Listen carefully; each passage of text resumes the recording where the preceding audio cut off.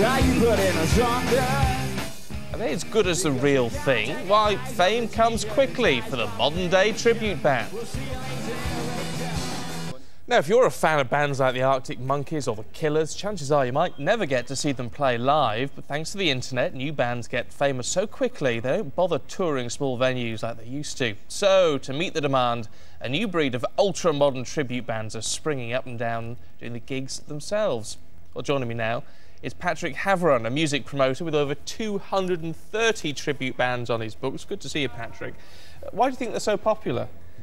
Nostalgia used to be about ABBA, Queen, the Beatles, the people that were never going to tour again, not even for love nor money, those reunion tours.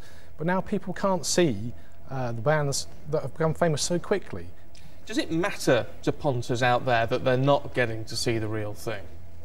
When you see the real thing at a festival or an arena, you're even looking at them on a big screen, so the whole vibe of a live gig isn't really there. This new breed of tribute bands is kind of rescuing the music industry, if you will, and you're feeling like a live gig is a real, proper experience.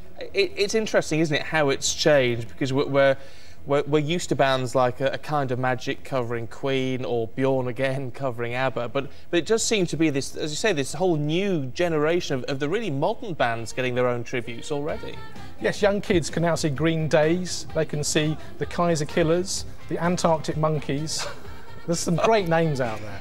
What is it about the names? Because, I mean, they're often the best part of it, it would seem. At least when you drive past a venue, they do tempt you in with Fake That or whatever.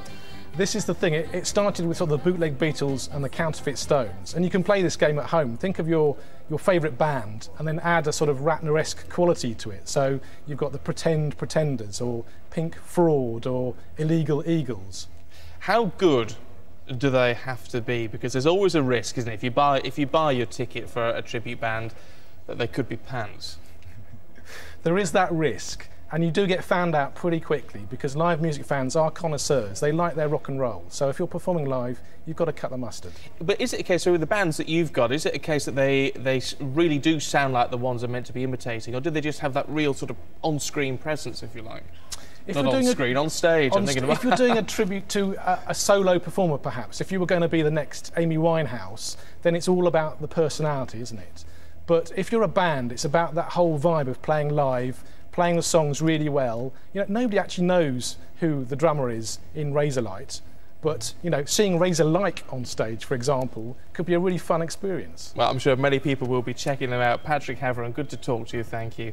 Let us know what you think. News@sky.com, text us 84501.